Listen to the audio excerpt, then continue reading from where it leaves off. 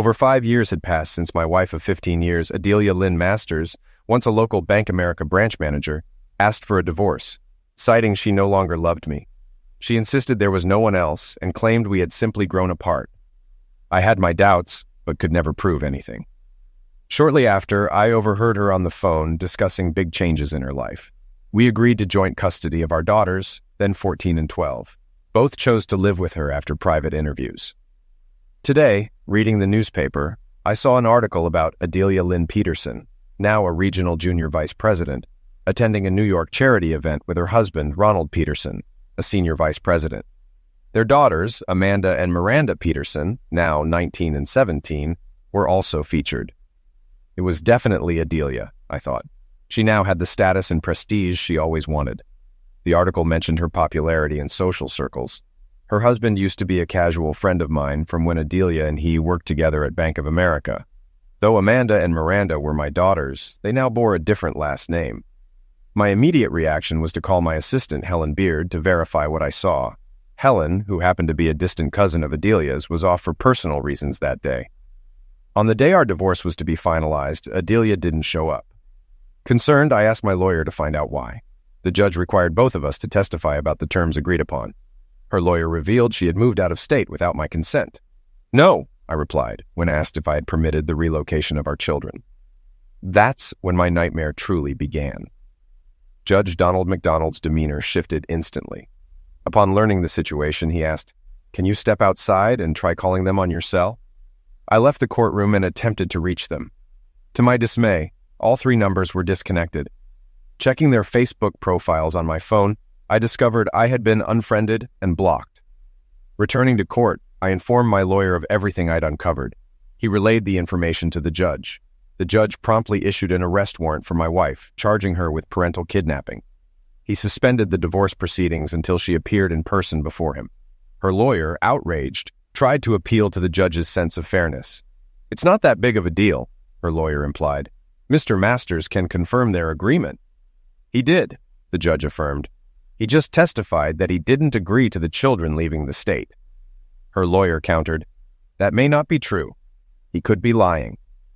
"Which is why she needs to be here," the judge emphasized, "with both their daughters." Later, during the police investigation, I learned her family claimed she had requested a transfer due to allegations of long-term physical misuse against my daughters. Even colleagues at Bank of America seemed ready to support these claims, though no evidence was presented. They simply took Adelia's word because of her reputation. "Why should it matter? He's just a man," they reasoned. When our extended family and social services privately interviewed the girls, they confirmed no such allegations had ever been raised. Despite this, rumors spread throughout town, fueled by Adelia's relatives. Over the past 5 years, the judge and I had bonded over our shared love for fly fishing, maintaining a friendship. That evening, after dinner, I dropped by to see him and his wife, unsurprised by my visit. "I brought the paper for a reason. There's something you need to see," I said seriously, as I opened the paper to the article for him. "Son of a witch," the judge muttered. "Ruth, can you pass me my phone? John, could you give me a moment?" "Donald, the photo below is of my 2 daughters." The judge's face paled. Jesus Christ, they've been right in front of us all this time. I went outside and sat on their patio. Ruth joined me, bringing us both a beer. "He's furious. I've never seen him this angry. He's on the phone with the FBI. "What did you show him?" Ruth asked. "A picture in today's paper of my missing wife and her new husband. It's the first sign in 5 years that she's alive," I replied. "The second photo on the page was my daughters with different last names." "Oh no, what a mess. That's why he called the FBI. Interstate flight with a kidnapping charge is federal," Ruth said. "Why didn't Bank of America help locate her?" "They cited a legal ruling from a federal appeals court, arguing it was a family matter, and they weren't obligated to comply with your husband's court order." "I've headed home. Emotions are overwhelming me. Tell him he can reach me at my office in the morning," I told the judge. It was a long, rough night for me. Was there more to their relationship than friendship back then? She was hired as a financial loans officer in his department after we married, while I was starting my consulting firm. With my daughters now using different last names, I wondered, were they his or mine? Did either of us know the truth? I reminded myself, slow down, Amanda was already born when Adelia joined the bank.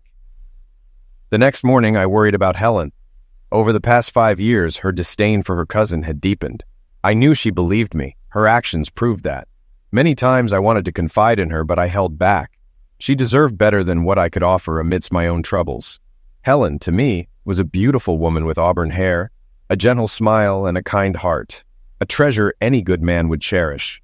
I admired her from afar, never daring to involve her in my nightmare. Work kept me occupied that busy day, thankfully diverting my thoughts. Near day's end, my assistant knocked and entered. "John, 2 gentlemen from the FBI are here to see you." "Should I let them in?" Helen asked. "Absolutely. I've been expecting them," I replied, rising. "How can I assist you?" I asked as they entered.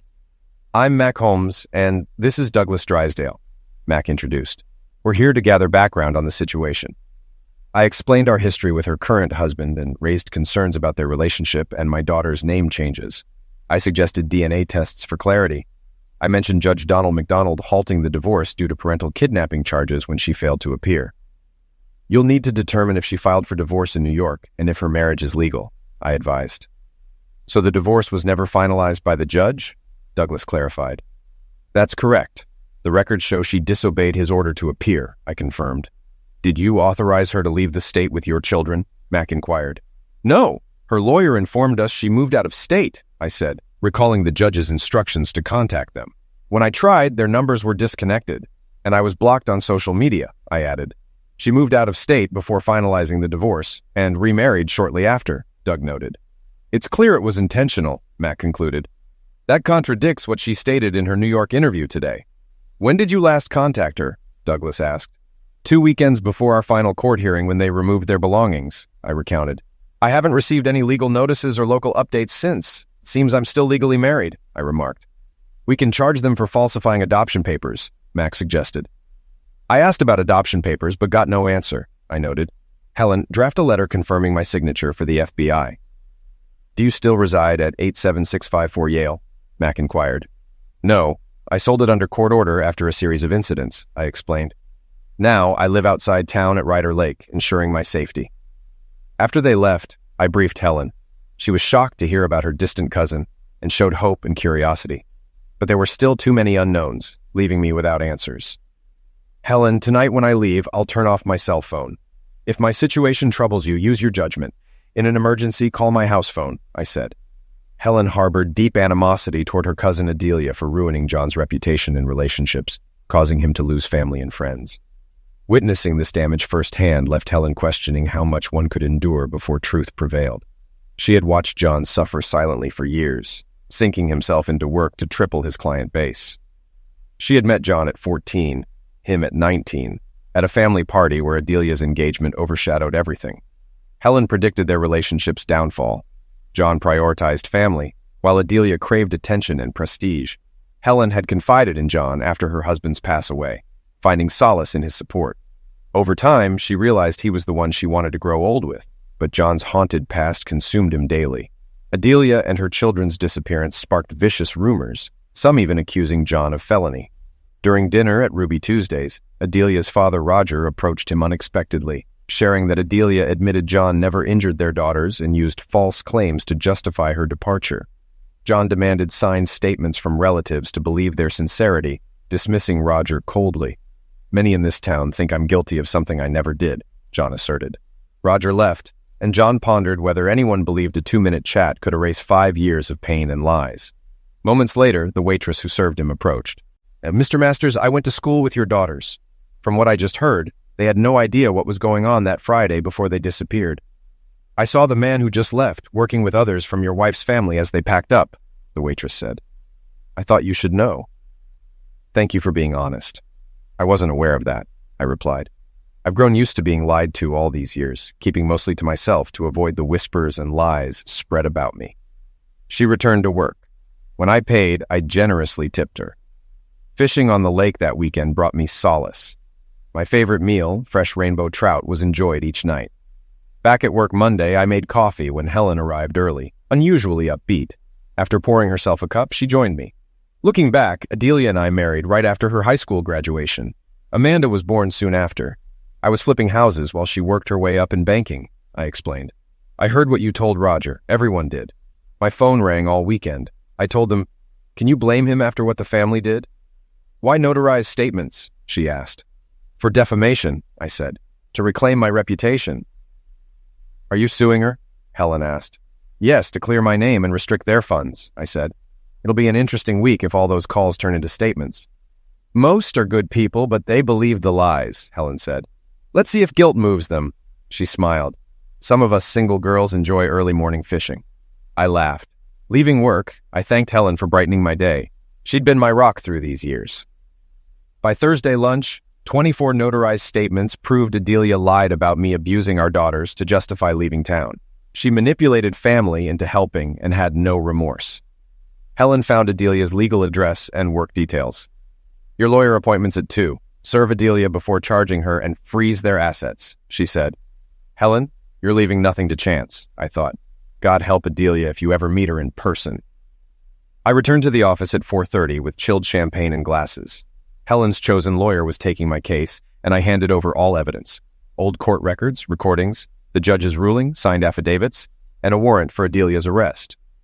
I also included a news article about her new life and detailed our relationships. Learning the Bank of America was compliant, the lawyer said, we should sue them too for aiding in destroying your life. As long as one lawsuit covers both, count me in, I replied. We Americans will sue over anything, she smiled.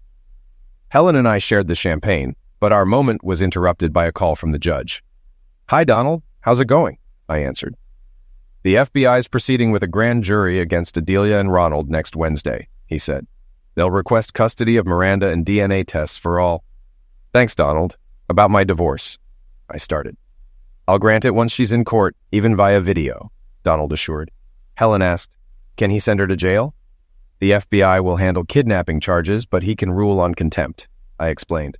It's a waiting game, Helen sighed. Yeah, 5 years and counting, I nodded.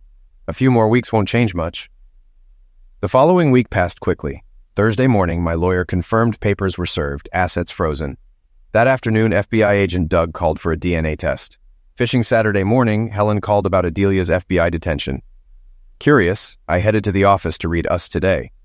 The FBI had detained them for kidnapping, defined under federal law as using force or deception to hold someone against their will for personal gain. Adelia faced multiple charges for taking her children without consent, including forgery to hide them with Ronald Peterson, her new husband from New York. They had manipulated adoption papers while working together at Bank of America. Mr. John Masters attempted to locate his wife through Bank of America, but faced a court order preventing disclosure. Ronald Peterson, a senior vice president at the bank, used his authority to hinder John's efforts. John filed a slander suit against Adelia Peterson for falsely accusing him of misuse, causing ongoing police reports. Despite society's perceptions, he became isolated. We have 2 open attempted felony cases, said a police officer. Many here believed he had liquidated them and got away with it. The article laid out the facts. The Southeast Missouri newspaper called, confirming its accuracy. The reporter empathized, calling the last 5 years a living hell. My name's partly cleared, John said, planning to sell his business and leave. He collected evidence for his case. Meanwhile, Amanda Peterson was shocked by her parents' arrest for kidnapping. Learning her real parents were not divorced, she was stunned. Her mother was charged with parental kidnapping, her stepfather with aiding and abetting. Amanda left for Cape, reading a damning article about her parents. As she reflected on her mother's actions, Amanda pondered the unanswered questions. Parked outside her old home, police approached, escalating the already tense situation. Who are you? Why are you watching this place? Asked the taller officer. I'm Amanda Peterson. I was waiting for the sheriff's department to leave so I could talk to my father, Amanda replied. And your father's name? The officer inquired. John Masters, she answered. Oh, wow, the officer exclaimed in shock. Tom, go tell Joanne and Jody to put the coffee on. This changes things. Miss Peterson, I'm Detective Joel Smithers. I know your father well. What brought you back here after all this time? He asked. Partly what happened last night and the Us Today article. I have a copy in the car. Should I get it? Amanda asked. Please do. It will help me understand what you know, Joel said. After introductions and coffee, Detective Smithers read the article aloud. Everyone seemed stunned except him. You believed my father, didn't you, Detective? Amanda said. I was one of the few, but yes. From the time rumors spread by your mother's family, it was too late.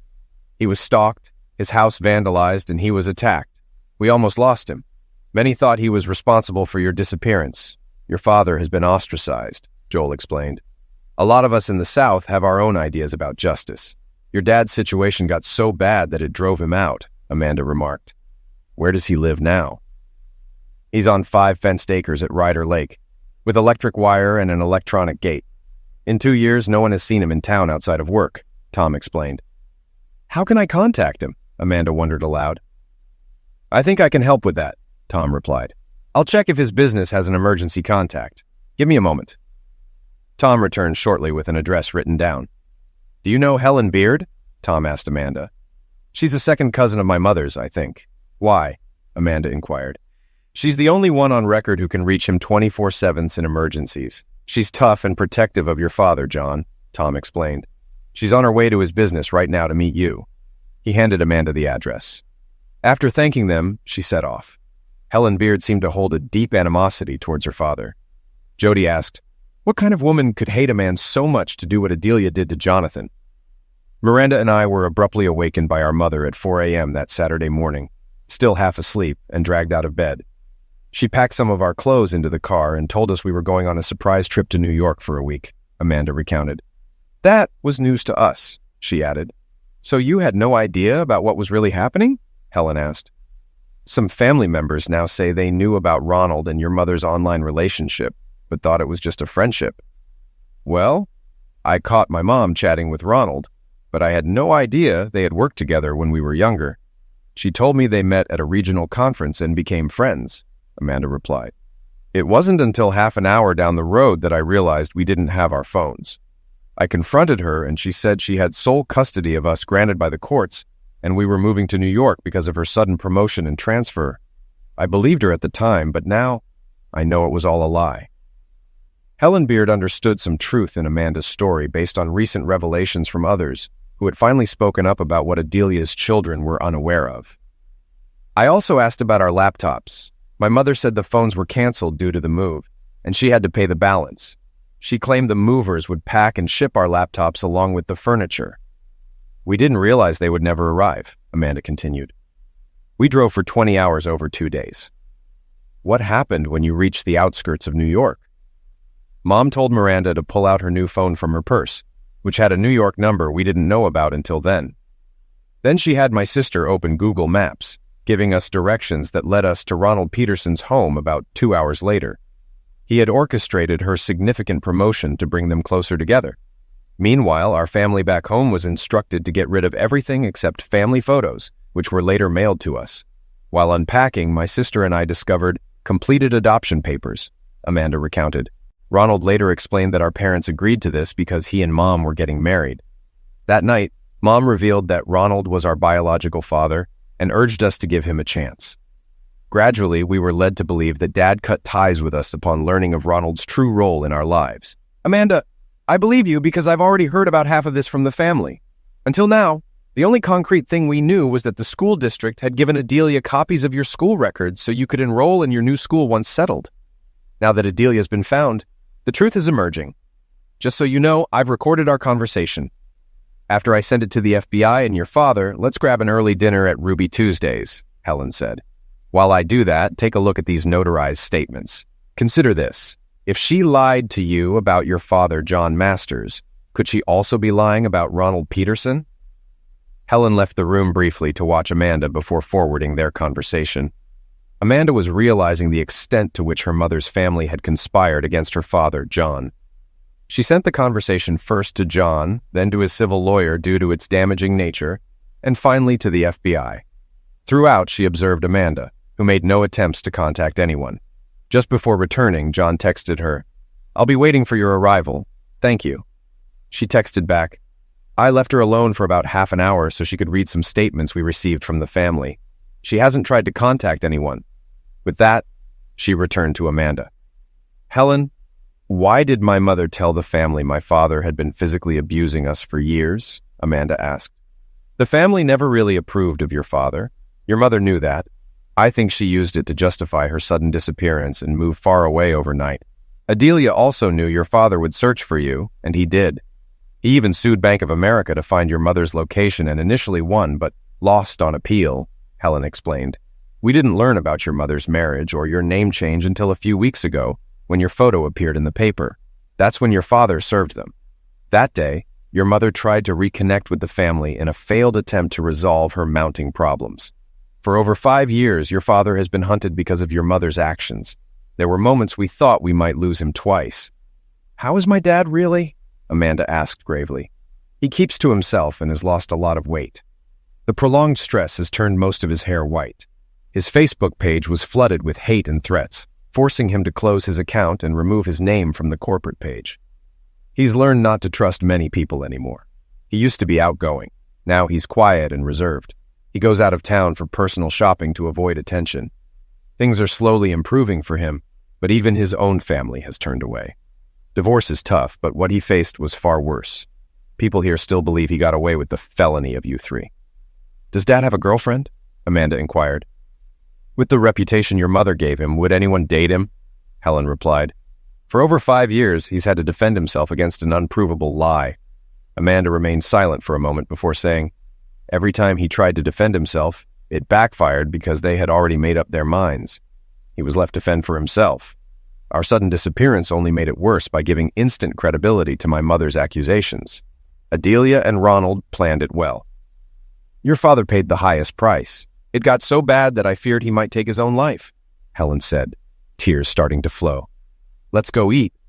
It was then that Amanda realized the sacrifices Helen had made. She had stood by her father throughout the past 5 years. How much had she lost in doing so? As they headed toward Helen's car, Amanda stopped. Thank you, Helen. For what? Helen asked. For having the courage to stand by and love my dad all these years, Amanda replied. The words Amanda spoke brought Helen to tears. Amanda comforted her as she wept. Meanwhile, at Ruby Tuesdays, I sat in my car, anxiously waiting for them to arrive. My emotions were in turmoil. I replayed Helen's and Amanda's conversation over and over in my mind. I believed what I had heard, yet I couldn't fully grasp it. When I saw them pull in, get out of the car, and walk toward the entrance, my hands shook so much I could barely light a cigarette. I was a bundle of nerves. Amanda had grown into a beautiful woman. I could see so much of my own mother's face in her, which saddened me because my own family had disowned me shortly after my wife and daughters disappeared. After finishing my cigarette, I turned off the car and prepared for one of the shortest yet longest walks of my life. The waitress who had served me a few weeks ago was now acting as the hostess. She immediately said, Amanda's here. I spoke to her and seated her and her friend towards the back. Are you here to meet them? I confirmed, and she continued. She'll have her back to us when we approach their booth. She led me to their table. Helen noticed me right away and smiled. I walked up and sat beside her, gripping Helen's hand for support. For the first time in over 5 years, I looked directly into my daughter's bright blue eyes. Without words, tears began to flow from both of us. Sometimes, words fail in such moments. I had asked for a large flask of their house wine from the hostess. When it arrived, the waitress said nothing, poured our first glasses, and left us alone. Amanda was struck by how much I had changed. I had lost around 40 pounds and appeared thinner and older, with my silvery white hair adding to the transformation. Many women would pay a fortune to achieve that look at my age. Amanda decided someone needed to act, so she stood up, and I followed suit. We met at the edge of the table in a big hug. She cried out, Dad. I responded, Amma, my old nickname for her. Together we broke the ice. After our emotions settled, we ordered food. Amanda was surprised by how differently I ate now. Previously a meat and potatoes guy, I ordered a catfish platter with unlimited salad bar. As Helen and I refilled our salad plates, Amanda took the chance to speak with me privately. Helen loves you, Dad. Probably more than I do, Amanda confessed. She grilled me like an old army sergeant until she was convinced I was being honest. She wasn't going to let me hurt you again, and I did. I was old enough to search for the truth myself, but I didn't. I don't think I'll ever forgive myself for that. Amanda, for the past 5 years, I've had no life to offer anyone. People around here suspected me of eliminating you all and getting away with it. If a body had turned up during that time, I might have ended up in jail, I explained. That's why 3 years ago, after being attacked and hospitalized twice, I changed my will to leave everything to you. Helen found me on the brink of ending it all and pulled me back. When Helen returned and saw Amanda in tears, she asked what had upset her. "Not much," I replied. "Just that 3 years ago, while in the hospital, I decided to change my will to leave everything to Amanda. I told her it was her love that saved me." Soon both women were crying. After lunch, we returned the rental car and headed to my private home at Ryder Lake. They admired the view and the layout of the house. I offered to carry Amanda's luggage, but she declined, wanting to give us privacy. "Why didn't you tell me sooner how you felt?" Helen asked. "I couldn't. I felt trapped by my past," I admitted. "I never knew what might happen next. Adelia and Ronald used that uncertainty against me. Now that I'm free from their accusations, I can offer you a future." Helen squeezed my hand affectionately. "I guess I'll be putting my home up for sale because I won't let you sell this place." Later, Amanda caught us kissing, which made her feel a bit guilty. We spent the next hour catching up on her life. She was working in a stagnant job in business and pursuing her master's degree online. She wasn't dating seriously. "Why don't you join us?" I offered. "We can afford it, and we could use your fresh perspective. You can start at a junior level and work your way up, considering everything we've collectively put you through." "Are you serious?" Amanda asked in disbelief. "Yes, Amanda," Helen replied, her smile wide. "We can start you off with a $45,000 annual salary." "Wow, I guess I'll need to find a place to live," Amanda said, touched. "Don't rush. There's plenty of room here," I reassured her. "But I expect you to do chores like old times," Amanda said, tears welling up. "Dad, you've always been a big part of my life," Amanda added emotionally. "I'll fly out tomorrow to pack if I can arrange a flight. Depending on how long it takes, I should be here sometime Wednesday in my car," Amanda said practically. "Let's exchange phone numbers." As we finished that, Amanda received a text from Miranda, which she showed me. "Finally got my cell back. FBI's holding me until DNA proves if Ronald Peterson's my dad. Found out the adoption papers were forged," Miranda's message read. Amanda replied, "With Dad now, flying to pack tomorrow, moving back home, joining his firm. His number saved as Sir." Miranda responded, "Bring mine and my laptop. Lawyers can handle the rest." "See if you can grab today's Us Today newspaper. It explains a lot," Amanda texted back. "Call me when you can." Helen found me on the patio and asked, "How are you feeling?" "Emotionally overwhelmed," I admitted, pulling her into a hug. "How about I take Amanda with me to get some of my clothes?" Helen suggested. "That'll give you some time to process everything." I sent her the program for the gate's electronic lock via her cell phone and gave her the house keys to copy, suggesting we might need 4. They were gone about 2 hours. I spent most of that time in tears, finally releasing the pain I'd carried for so long. When they returned, we were all smiling. I was on the patio, firing up the grill for steaks, with salad ready and potatoes baking. I watched them chat as they brought in lots of stuff over 4 trips, now spread across the master bed. During a very late dinner, Amanda mentioned she'd fly out at 8 a.m. Sunday, and Helen and I would move more of her things tomorrow. It warmed my heart to see the girls enjoy their meal. Afterward, over coffee, my phone rang. Only the FBI had this number besides us. "Hello, Mr. Masters, it's Doug Drysdale. Miranda's DNA test confirms you're her father. She wants to come home, landing in Cape at 7:30 Monday," Doug informed me. "That's great news. Helen and I will be there to meet her," I replied. "Perfect. Amanda's on her way.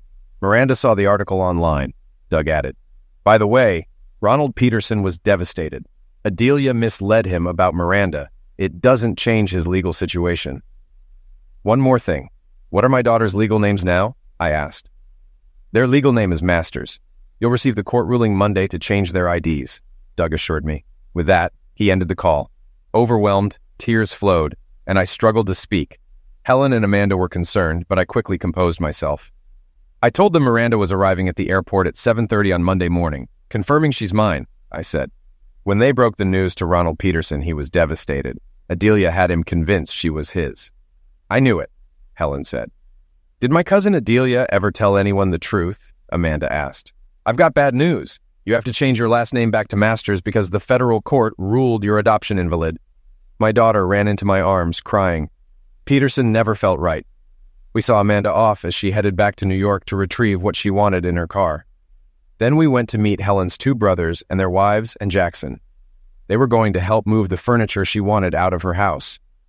Since only 2 of the bedrooms were furnished, we had plenty of space to accommodate her things. The whole story was printed in the Sunday edition of the Southeast Missouri newspaper, We met them at Hickory House for breakfast. They all noticed the happiness glowing on Helen's face. Her sisters-in-law pointed out that in 6 months with Helen's cooking, I would have some meat on my bones. The restaurant owner, a longtime friend, said, "Congrats, John. This meal's on us." We finished everything in one long day. I think Helen's sisters-in-law were jealous of her new home. Helen and I offered to take them and their families out to dinner, but they declined, suggesting they would come when we hosted our first housewarming party with all our family at home. We were at the airport at 7:15 in the morning because some days the connecting flight arrived early. Helen had informed those who needed to know that neither of us would be in today. The response was, "We figured that when we read the Sunday paper." I watched Miranda descend the stairs from the small plane, heading towards me in blue jeans and a tank top. It was hard to believe how much she had changed. The last time I saw her, she was a teenage girl with pigtails. Now, she was a striking young lady. As soon as she saw me, she started running towards me. The sliding doors opened to let her run in. She cried out loudly as she literally jumped into my arms. "Daddy!" Both of us let our emotions flow. We were being captured by cameras, but we didn't care. I heard Helen tell the local station reporter, "That's John Masters and his youngest daughter, whom half the town thought he had liquidated. Turns out they were kidnapped over 5 years ago. The FBI has their mother and her lover in jail for it right now. This is the first time they've seen each other in over 5 years." We broke apart and turned towards the reporter. Miranda stepped forward and said, "I'm Miranda Masters. That's my father, John Masters. 5 years ago, with help from my mother's family, we were kidnapped. They spread rumors that our father had physically misused us. That's not true. While my mother's extended family may be involved in such things, our dad did not and would not. Anyone coming after him in the future is coming after my sister and me. We're family, and we stand together. When our mother divorced our father, she told us he was just a man getting what he deserved. None of us deserved what she did to us. He's not just my dad, he's the most honest person I know." I introduced Miranda to Helen.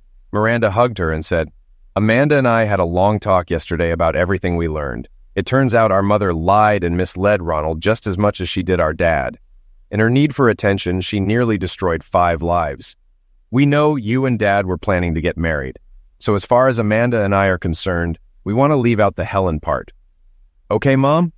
Helen teared up and said, "You couldn't have said it better, Miranda. I agree, if you promise to be one of my bridesmaids." "Let's grab some breakfast. Then we'll get you some clothes at Macy's," I suggested. "Can we go to Denny's?" Miranda asked. "Are they still open?" "Yes, but Huddle House is the closest thing to it for breakfast food," I replied. "Is that okay?" It was, and I was surprised by how much my youngest could eat. The way she ate, I thought it might be cheaper to get a room and board somewhere. I still found it hard to believe I had a life again. My 2 daughters were back in my life in a way I had never dreamed possible.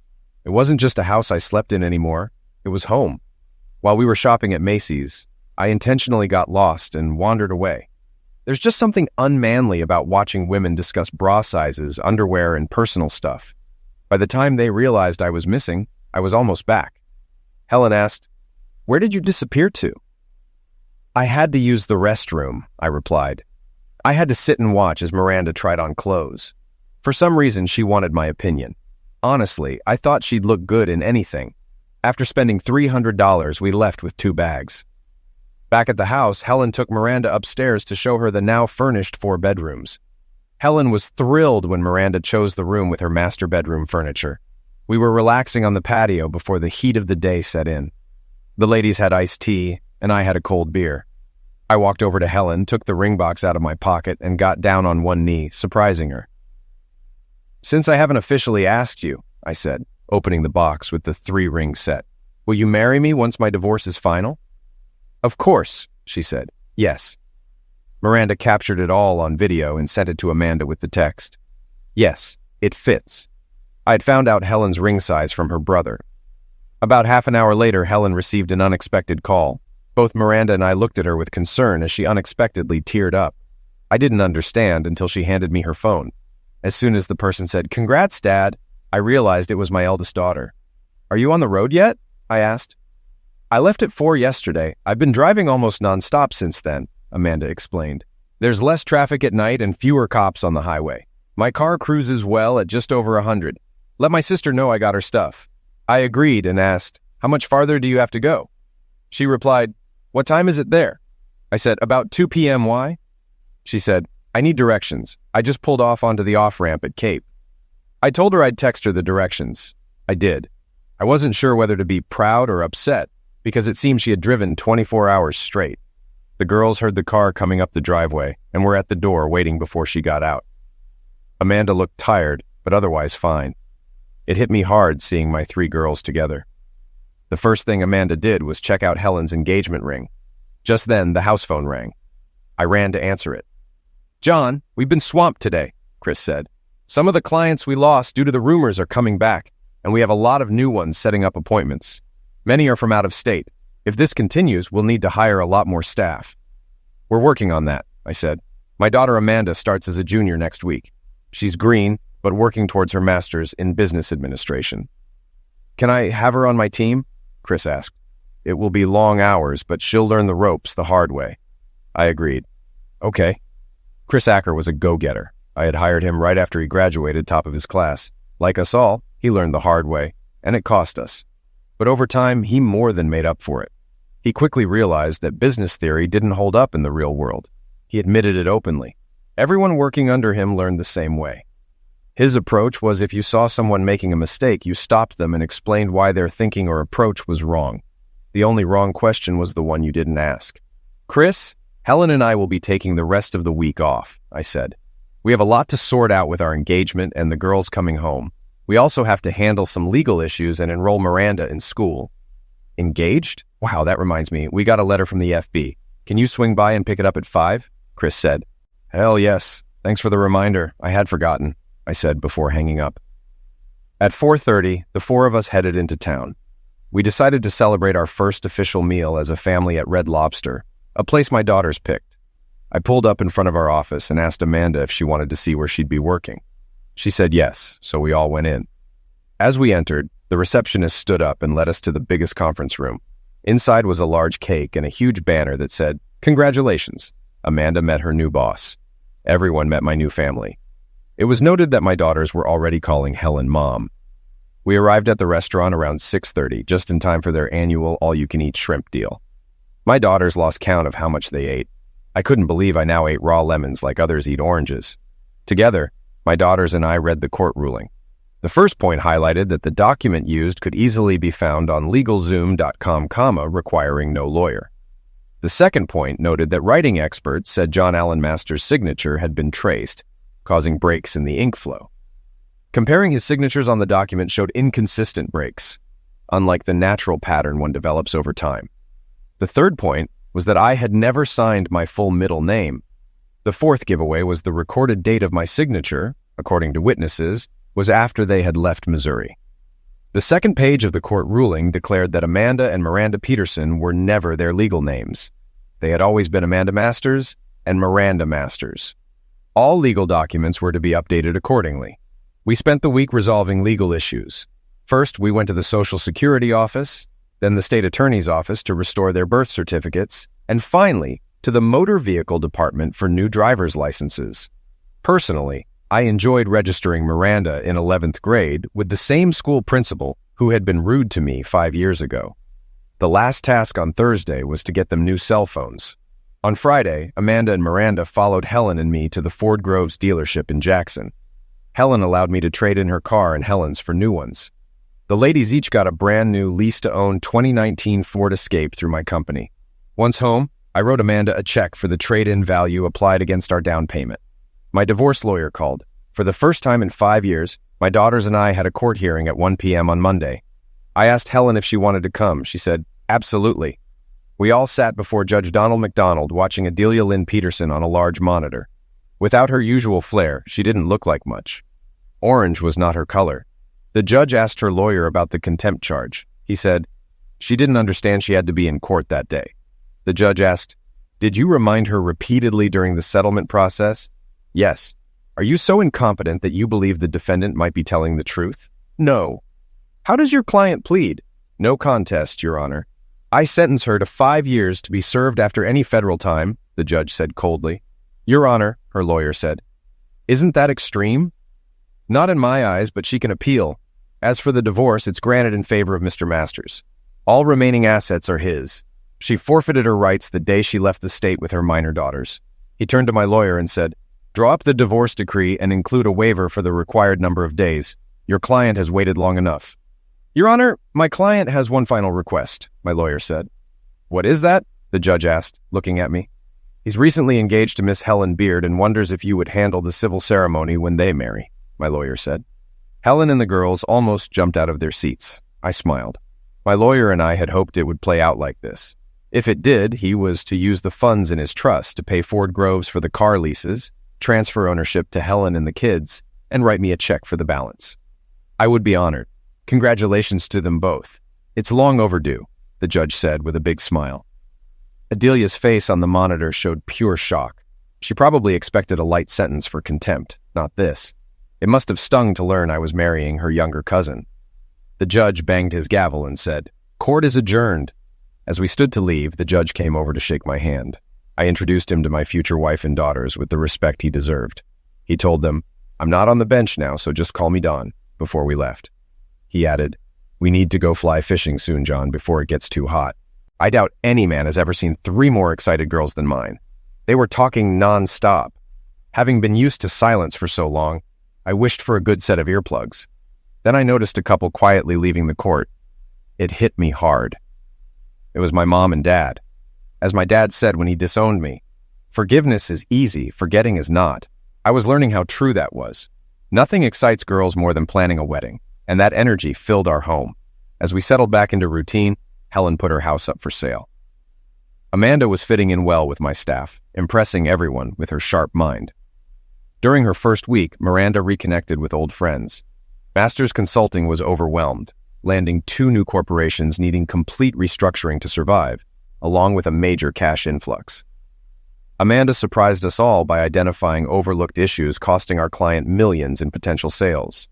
It took her 3 weeks to turn it around, resulting in a surprising sales increase. One night, Helen and I were cuddling in bed. She was adjusting to becoming a mom, just as I was to being a dad again. "You know, dear, my biological clock is ticking. How long do you think we should wait before trying for 1 or 2 of our own?" Helen asked, looking at me with her dreamy eyes. I had never thought about it, but after everything she had gone through with me, I couldn't refuse. "As long as you're not showing in our wedding pictures, I'll leave that up to you," I said.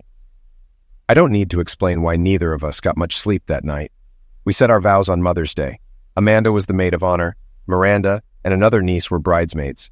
Chris Acker was my best man, and 2 nephews were ushers. It was a small affair at the back of our house with the lake as a backdrop. Helen's brothers prepared the yard. The judge married us under an arbor of spring flowers. We men wore blue jeans, cowboy hats, and matching boots, while the ladies dressed up. Helen wore a traditional white gown, and her bridesmaids wore yellow dresses. Her extended family provided a delightful barbecue spread. That night, our patio became a dance floor with live music. Life continued. Adelia and Ronald's criminal trial began, and Ronald filed for divorce. My civil lawyer was discussing the case with their lawyers and Bank of America's legal team. Our first Father's Day as a new family was approaching, and I knew my wife and daughters were planning something, but I had no idea what. On Father's Day, Helen and I were fishing on the lake at dawn. The fish were biting as soon as the flies hit the water. In less than an hour, we had our limit. Just before heading back to shore, Helen handed me a card she had hidden. I opened it to read, "Happy Father's Day. Daddy, we're pregnant, and it's a boy." I jumped in excitement and flipped the canoe. We lost everything. The fish, the fishing poles, and our tackle box. We paddled back to shore, completely soaked. When the girls found out how I learned the news, they thought it was hilarious. They already knew about Helen's pregnancy. It takes time for things to mellow, but that wasn't always true. For me, it took watching my son being born. He came into the world screaming, weighing 7 pounds. My mother was shocked when I called asking her to come to the hospital maternity ward as soon as possible. When she arrived, I rushed her into Helen's room where she was holding our son. "His name is Colin Richard," I said. My mother lost it. That had been her grandfather's name. As for my father and me, we still don't speak. He would have to come to me, and as of now, he hasn't. But each morning is a new day, and life goes on.